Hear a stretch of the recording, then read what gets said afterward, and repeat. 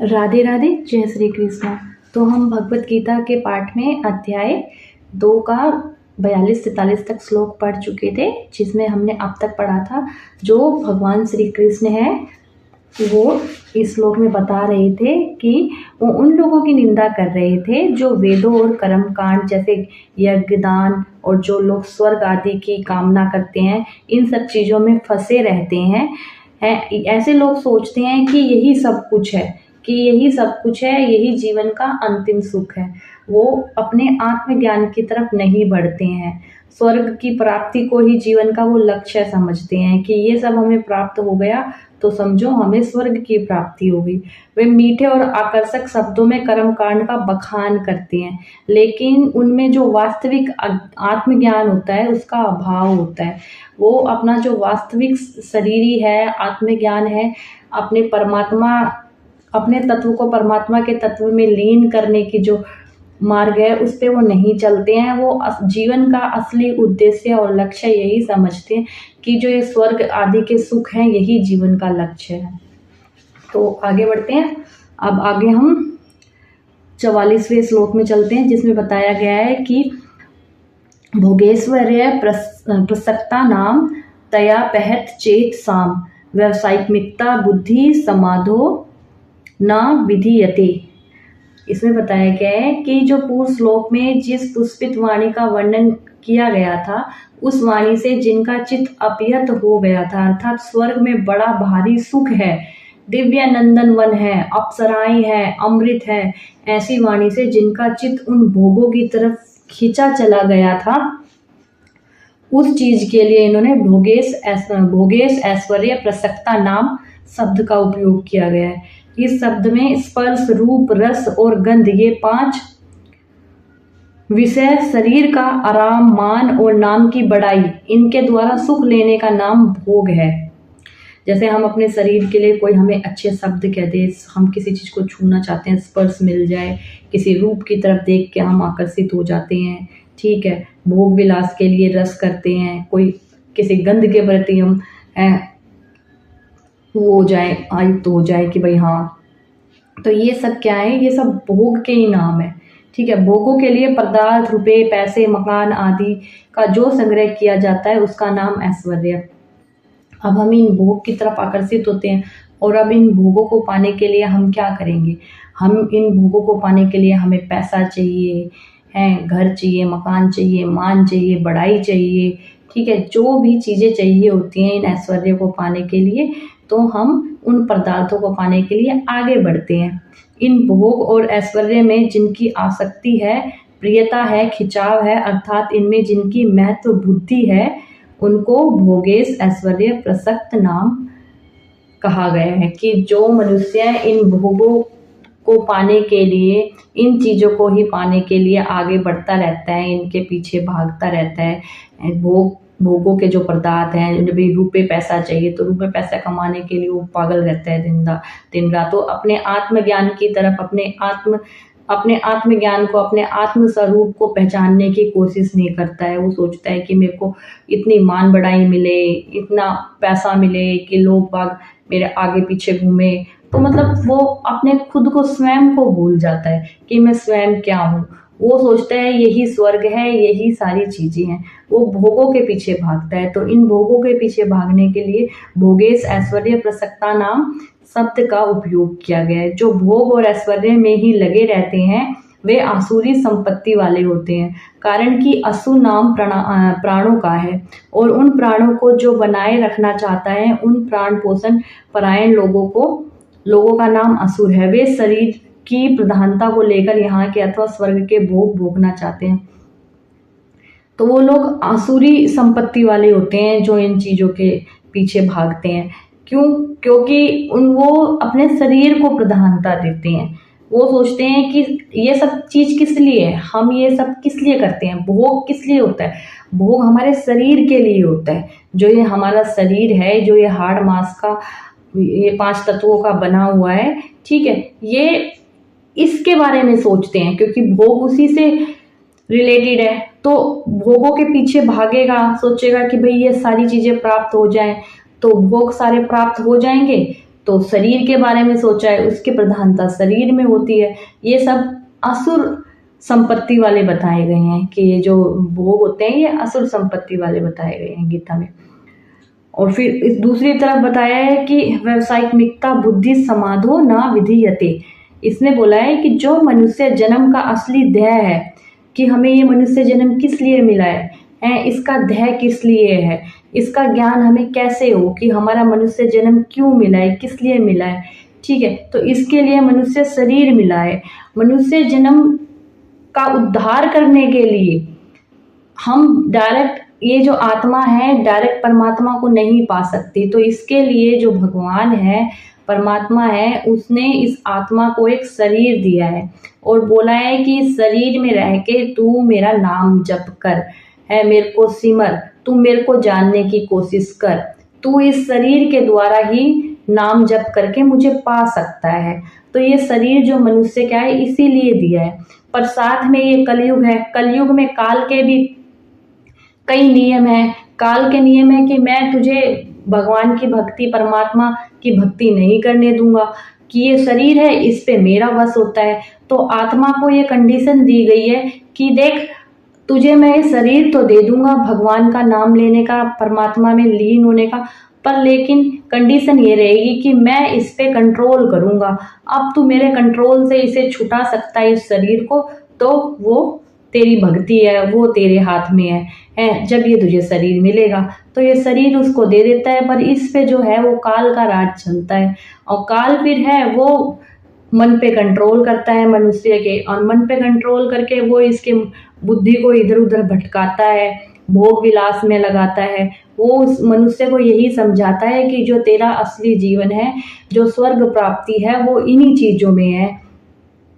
वो मान बढ़ाई दिखाएगा, पैसे दिखाएगा, शारीरिक सुख दिखाएगा, तो इन चीजों में मनुष्य पड़ जाता है। और जो आत्मा का जो उद्धार करना होता है, जिसलिए भगवान ने बोला था कि ये तेरे को मनुष्य जन्म दे रहा हूँ, वो भूल जाता है, क्योंकि इधर काल अपने काबू में करके खींचता है और मनुष्य फिर उसकी जो देहता होती है, जो उसकी बुद्धि होती है, वो धीरे धीरे समझ नहीं पाती है। पर लेकिन उसको किस तरीके से समझा जा सकता है, उसका मार्ग है कि भाई हाँ, कि हम भजन भक्ति करें, ठीक है, संतों की संगत करें, हैं संतों की वाणी पे चलें, भगवत गीता में जो भी ये जो मार्ग बताया गया है कि इसमें भगवान अर्जुन को बता रहे हैं, इन मार्गों पे इनका पालन करें।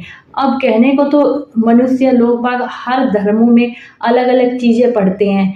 अब आप ये देखिएगा, अब भगवत गीता में सब भगवत गीता को मानते सब हैं, कृष्ण भगवान को भी सब मानते हैं, ठीक है, सब उनको पूजते भी हैं, मानते भी हैं, उनकी पाठ पूजा दिन रात धूप दिया लेके करते भी रहते हैं। पर असल में जो उनके बोल हैं, उनकी वाणी है, जो भगवान ने अपनी वाणी इसमें उतारी है, उन वचनों पे कोई भी नहीं चलता है। उनके वचन क्या है? उनके वचन है कि मनुष्य इस आत्मा को शरीर के द्वारा इसका उद्धार करे। वो मनुष्य करता नहीं है। वो किसके द्वारा करेगा? उसको उसमें अपने जीवन में समता लानी पड़ेगी। अपने काम, क्रोध, लोभ, मोह, अहंकार, इन पे मनुष्य को क्या करना पड़ेगा? कंट्रोल करना पड़ेगा। वो मनुष्य करता नहीं है। मनुष्य को धीरे धीरे जो भोग है, इन भोग विलासिता से परे होना पड़ेगा। उस तरफ मनुष्य ध्यान नहीं देता है। वो भगवान को भी अगर भजता है, उसका धूप दिया भी करता है, तो वो सिर्फ और सिर्फ किस लिए करता है कि मुझे आज मेरे पास 1 करोड़ रुपए तो मेरे को 2 करोड़ रुपए मिल जाए। आज मेरे पास 1 मंजिला घर है तो मुझे 2 मंजिला मिल जाए। आज मेरे पास 2 किले हैं तो मुझे 4 किले और मैं खरीदने में सामर्थ हो जाऊं। तो वो सिर्फ भगवान को ना इसीलिए धूप दिया करता है। वो इसमें जो भगवान के वचन हैं उन पे वो कहते हैं कि तू मुझको भज, मुझे मांग, उसकी तरफ कोई ध्यान नहीं देता है कि तू इस आत्मा को मुझ में, मेरे अंदर, मेरे परमात्मा में लीन कर। उस तरफ कोई भी ध्यान नहीं देता है। उस चीज को सब भूले हुए हैं। तो असली में असल सुख वो यही सोचते हैं कि जो ये स्वर्ग के सुख हैं या ये जो भी चीजें कर रहे हैं, जो भोग विलास है, वो उनकी तरफ दौड़ता रहता है। तो इसमें यही बता रहे हैं, जो ये है व्यावसायिक वित्ता बुद्धि समाधो न विधीयते। इसमें मनुष्य का जो असली ध्येय है, जिसके लिए मनुष्य को शरीर मिला है, उस परमात्मा को ही प्राप्त करना है। ऐसी व्यावसायिकता बुद्धि उन लोगों में नहीं होती जो इन चीजों के पीछे दौड़ते हैं। तात्पर्य यह है कि जो भोग भोगे जा चुके हैं, जो भोग भोगे जा सकते हैं, जिन भोगों को सुन रखा है और जो भोग सुने जा सकते हैं, उनके संस्कारों के कारण बुद्धि में जो मलिनता रहती है, उस मलिनता के कारण संसार से सर्वदा विरक्त होकर एक परमात्मा की तरफ चलना है, ऐसा दृढ़ निश्चय नहीं होता है कि उनके पिछले कर्मों के और जो ये जन्म लिया है इन कर्मों में उनके उनकी भोग विलासिता की तरफ, भोग की तरफ आसक्ति बढ़ती रहती है कि भाई स्वर्ग आदि प्राप्ति के लिए आसक्त होते रहते हैं। वो ये चीज भूल जाते हैं कि भाई हाँ, कि मुझे मेरे परमात्मा में लीन होना है, मुझे परमात्मा की तरफ चलना है, ऐसा वो नहीं सोचते हैं। उनकी जो आत्म जो शरीर है, वो धीरे धीरे आत्मा को एक तरीके से दूसरी तरफ साइड करते हुए अपने अंदर मलिनता ले आते हैं। बिल्कुल अपने चरित्र, अपने व्यवहार को, अपने उसको मलिन कर लेते हैं। इन ऐश्वर्य सुख में इतना खो जाते हैं कि वो अपना असल जो जीवन मिला है वो भूल ही जाते हैं। ऐसे ही संसार की अनेक विद्याओं, कलाओं आदि का जो संग्रह है, उसमें मैं विद्वान हूँ। मैं ये जानकर ऐसा जो अभिमान जन्य सुख का भोग होता है, उसमें आसक्त मनुष्य का भी परमात्मा प्राप्ति का एक निश्चय नहीं होता। और जब मनुष्य में ये अभिमान आ जाता है कि भाई अब वो समाज में रह रहा है, दुनिया के संसार में रह रहा है, तो संसार में रहता है तो उसकी मान बढ़ाई होती है। मान बढ़ाई होती है तो कोई विद्वान है तो उसको लोगों ने कहा कि आप तो बहुत ही विद्वान हो, तो उसके अंदर ये अहंकार आ जाता है, मैं बहुत बड़ा विद्वान हूँ। और जब ये अहंकार आ जाता है तो उसको इस अहंकार का सुख प्राप्त करता है कि लोग मेरी मान बढ़ाई करें, मेरा ही नाम ले, समाज में मेरी ही जय जयकार हो। तो उसका जो ये अभिमान वाला सुख है वो इसको भोगता है, और जब ये उस चीज को भोगता है तो फिर वो परमात्मा प्राप्ति की तरफ से दूर होता चला जाता है। जो उसे परमात्मा की प्राप्ति करनी है उसमें वो दूर हो जाता है। तो अब इस जो है 44वें दोहे की जो विशेष बात बताई गई है कि परम दयालु प्रभु ने कृपा करके इस मनुष्य शरीर में एक ऐसी विलक्षण विवेक शक्ति दी है जिससे वह सुख दुख में ऊंचा उठ जाए, अपना उद्धार कर ले, सबकी सेवा कर ले, भगवान तक को अपने वश में कर ले। इसी में मनुष्य शरीर की सार्थकता है। परंतु प्रभु प्रदत्त इस विवेकाशील शक्ति का अनादर करके नाशवान भोग और संग्रह में आसक्त हो जाता है, पशु बुद्धि हो जाती है। कारण कि पशु पक्षी भी भोगों में लगे रहते हैं, ऐसे ही अगर मनुष्य भी भोगों में लगा रहे तो पशु पक्षियों में और मनुष्य में अंतर ही क्या होगा। पशु पक्षी तो भोग योनि है, अतः उनके सामने कर्तव्य का प्रश्न ही नहीं है। परंतु मनुष्य जन्म तो केवल अपने कर्तव्य का पालन करके अपना उद्धार करने के लिए ही मिला है, भोग भोगने के लिए थोड़ी ना मिला है। इसीलिए मनुष्य के सामने जो कुछ अनुकूल प्रतिकूल परिस्थिति आती है वह सब साधन सामग्री है, भोग सामग्री नहीं है। जो उसको भोग सामग्री मान लेते हैं उनकी परमात्मा में व्यावसायिकता बुद्धि नहीं होती है। मतलब ये बता रहे हैं कि मनुष्य को भगवान ने ये विलक्षण विवेक शक्ति दी है कि ये जो भोग विलासिता है, सुख दुख है, ठीक है, और जो भी जीवन में उतार चढ़ाव आते हैं वो उसमें विवेकशील होके जान सके कि सही मार्ग क्या है। पर लेकिन वो इस बुद्धि को नाश कर देता है और वो उल्टा क्या, भोग और संग्रह में आसक्त हो जाता है। उसकी जो बुद्धि है वो पशु बुद्धि में बन जाती है। ये जो भोग भगवान उसके जीवन में जो देता है वो भगवान उसको विवेकशील बनाने के लिए देता है कि वो विवेकशील बन के भगवान को पहचाने, परमात्मा को पहचाने और उसका जो मन है वो परमात्मा की तरफ लगे। पर लेकिन वो उसको भूल जाता है और उसमें अपना उद्धार करने की बजाय उस भोग में वो लिप्त हो जाता है। ये बताने की इसमें कोशिश कर रहे हैं कि जो भगवान ने जो भोग दिए वो भोगने के लिए नहीं दिए हैं, वो अपना उद्धार करने के लिए दिए हैं। कि भगवान जो हमारे जीवन में अनुकूल और प्रतिकूल परिस्थितियां देते हैं, कभी हमें अच्छी चीज सुख दे दिया, कभी दुख दे दिया, तो भगवान ये हमें समझने के लिए देते हैं कि ये जो सुख है और ये दुख है ये किस लिए है। दुख दे देते हैं कि जीवन में कि तेरा सिर्फ मैं ही हूँ, मेरे सिवा कोई नहीं है। फिर भगवान सोचते हैं कि चल अब मैं इसको सुख दे के देखता हूँ कि देखूँ इसकी बुद्धि कितनी प्रबल हुई है। भगवान फिर सुख देता है तो फिर वो उस सुख में इतना खो जाता है, जो उसका जो सच में जो उसका मार्ग था, भगवान ने जिस मार्ग पे उसे लगाया था वो भूल ही जाता है। तो ये जो अनुकूल और प्रतिकूल जो परिस्थितियां भगवान देता है, जीवन में सुख दुख देता है, वो भगवान उसकी विवेकशील बुद्धि को समझने के लिए, उसकी एक परीक्षा लेने के लिए देता है। पर लेकिन वो उस परीक्षा में हमेशा फेल हो जाता है, गिर जाता है, और फिर वो इस जन्म मरण के गेड़े में फंसा रहता है। और भगवान तो तैयार बैठा है कि तू थोड़ा सा समझ, थोड़ा सा विवेक लगा, मैं तुझे खींच लूंगा हाथ पकड़ के। पर लेकिन वो थोड़ा सा बुद्धि लगाना ही नहीं चाहता है, इतना इस भोग विलास में खोआ बैठा है, इस संसार में खोया बैठा है, वो समझ ही नहीं पा रहा है अनुकूल और प्रतिकूल परिस्थिति भगवान क्यों उसके जीवन में दे रहे हैं। वास्तव में संसारिक पदार्थ परमात्मा की तरफ चलने में बाधा नहीं देते, प्रयुक्त वर्तमान में जो भोगों का महत्व अंतकरण में बैठा हुआ है वही बाधा देता है। भोग उतना नहीं अटकाते जितना भोगों का महत्व अटकाता है। अटकाने में तो अपनी रुचि नीयत की प्रधानता है। भोग और संग्रह की रुचि को रखते हुए कोई परमात्मा को प्राप्त करना चाहे तो परमात्मा की प्राप्ति तो दूर रही, उनकी प्राप्ति का एक निश्चय भी नहीं हो सकता। कारण कि जहाँ परमात्मा की तरफ चलने की रुचि है वहीं भोगों की रुचि भी है। जब तक भोग और संग्रह में मान बढ़ाई आराम में रुचि है, तब तक कोई भी एक निश्चय करके परमात्मा में नहीं लग सकता, क्योंकि उसका अंतकरण भोगों की रुचि द्वारा हर लिया गया है। उसकी जो शक्ति थी वह भोग और संग्रह में लग गई है। तो वही बात बोली है कि भगवान वो संसारिक पदार्थ में परमात्मा की तरफ चलने पर बाधा देते हैं जो संसारिक पदार्थ होते हैं, और जो मनुष्य है वो भूला बैठा हुआ है, ठीक है, और उसको उसकी भोगों में इतनी रुचि, इतनी आसक्ति बढ़ी हुई है कि वो जो उसका सच में मार्ग है उसकी तरफ वो जाना ही नहीं चाहता है। इसमें परिशिष्ट भाव क्या बताया गया है? अपने कल्याण में अगर कोई बाधा है तो वह है भोग और ऐश्वर्य। भोग मतलब जो भी ये जो हम हर चीज की जो लालसा रखते हैं, इसमें भोग के कई रूप बताए हैं कि हम कोई स्पर्श करना चाहें, कोई रूप रस गंध, जो भी भांति भांति नाना प्रकार की चीजें होती हैं उनकी तरफ हम बिल्कुल आसक्त हो जाते हैं, उनकी तरफ बढ़ते चले जाते हैं और जो भगवान का तत्व है वो भूल जाते हैं।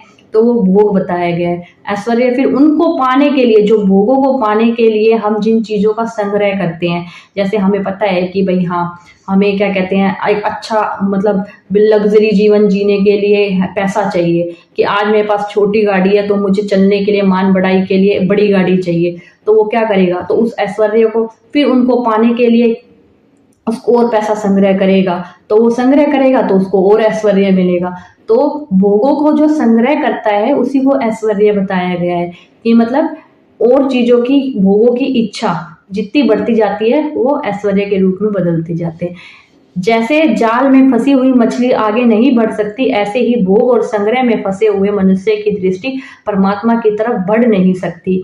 इतना ही नहीं, भोग और संग्रह में आसक्त मनुष्य परमात्मा की प्राप्ति का निश्चय भी नहीं कर सकता। जो संसार को सच्चा मानता है उसके लिए कर्मयोग शीघ्र सिद्धि देने वाला है। कर्मयोगी अपने कर्तव्य कर्मों के द्वारा संसार की सेवा करता है, अर्थात प्रत्येक कर्म निष्काम भाव से केवल दूसरों के हित के लिए ही करता है। वह दूसरों के सुख से प्रसन्न सुखी और दूसरों के दुख से करुणित दुखी होता है। दूसरे को सुखी देखकर प्रसन्न होने से उसमें भोग की इच्छा नहीं रहती, और दूसरों को दुखी देखकर करुणित होने से उसमें संग्रह की इच्छा नहीं रहती। तो इसमें बोला है कि अगर इस सिचुएशन में, इस परिस्थिति में अगर हम कर्म योग से भगवान की प्राप्ति करें तो कैसे करेंगे? कर्म योग से हम इसमें करें कि संसार में सुख और दुख दोनों दिख रहा है। अगर हम किसी के सुख को देख के हम उसमें सुखी होते हैं, किसी के चेहरे पे हंसी देख के, खुशी देख के, तो हमारा मन भी, हमारा निर्मल मन प्रसन्न हो जाता है। और किसी का दुख देख के तो हम भी करुणित हो जाते हैं, कि मतलब हमारा हृदय भी दुख से भर आता है। तो हम सोचते हैं कि हम किस प्रकार इसका जो दुख है वो कम कर दे। और सुख है तो हम किसी के सुख में, कि भाई परमात्मा ने इसे सुख, इतना खुश दिया, इतना सुखी जीवन दिया, तो उसमें हम भी सुख की अनुभूति करें। तो अगर इंसान इस तरीके से चलता है तो कर्म योग से वो अपना धीरे धीरे उद्धार कर लेता है। तो इसमें यही बताया गया है। अब हमें जो ये मनुष्य जन्म मिलता है किस लिए मिलता है? मनुष्य, जब आपको पता है कि जब आत्मा होती है वो परमात्मा से ये कहती है कि चलो मेरा मैं अगली बार अपना उद्धार जरूर करूंगी, है मुझे दोबारा मनुष्य की योनि दो, क्योंकि 84 लाख योनियां हैं जिसमें फंसा रहता है, उसके बाद एक मनुष्य की योनि मिलती है। अब पशु पक्षी हैं, इनमें इतनी बुद्धि नहीं होती है, इनको तो सिर्फ भोग भोगने पड़ते हैं, भोग भोग के इनको पता ही नहीं है कि भक्ति कैसे करनी है। ठीक है, क्योंकि एक मनुष्य जीवन ही ऐसा मिला है जिसमें हम परमात्मा के तत्व का ज्ञान कर सकते हैं, अपनी बुद्धि को स्थिर कर सकते हैं। क्योंकि एक मनुष्य बुद्धि में ही विवेकशीलता होती है, जो अपने बुद्धि से विवेक से सही और गलत का पता कर सके, कि भोग और संग्रह के बीच में कैसे निकलना है, उसका रास्ता चुन सके। तो वो बोलता है कि ये परमात्मा मुझे मनुष्य जन्म दे। तो मनुष्य जन्म देते हैं, माँ के गर्भ में 9 महीने रखते हैं। तो वो 9 महीने उस माँ के गर्भ में इतना दुखी होता है, इतना परेशान होता है, कहता है भगवान परमात्मा मुझे जल्दी निकाल इस नरक से और मैं निकल के फिर अपना उद्धार करूंगा। इतने हाथ जोड़ता है भगवान के, है इतना इतना भगवान को बोलता है, भगवान उसको फिर निकालता है। पर धीरे धीरे जैसे ये इस संसारिक बंधनों में, संसारिक सुखों में, संसारिक भोगों में फंसता चला जाता है, तो वो फिर भूल जाता है कि भाई मेरा असली मकसद क्या था। फिर उसका बुढ़ापा आता है और फिर उसकी जो आत्मा तड़पती है, फिर वो भगवान से दोबारा कहती है कि हाँ ये भगवान। फिर ऊपर चले जाते हैं तो फिर वो दुआ करता है कि मुझे मनुष्य जन्म दे, ठीक है मैं अपना दोबारा उद्धार करूँगा। फिर उसने उस जन्म में जो भी कर्म किए होते हैं तो 84 लाख योनि उसके लिए तैयार है। जैसे जैसे उसने कर्म किए होते हैं उसके अनुसार उसे अगला जन्म मिलता है। तो ये साइकिल चलता रहता है, चलता रहता है। और जब हमें मनुष्य का जन्म मिलता है वो एकमात्र ऐसा जन्म होता है जिसमें हम अपना ये उद्धार कर सकते हैं, अपने जन्म मरण के बंधन से मुक्ति पा सकते हैं।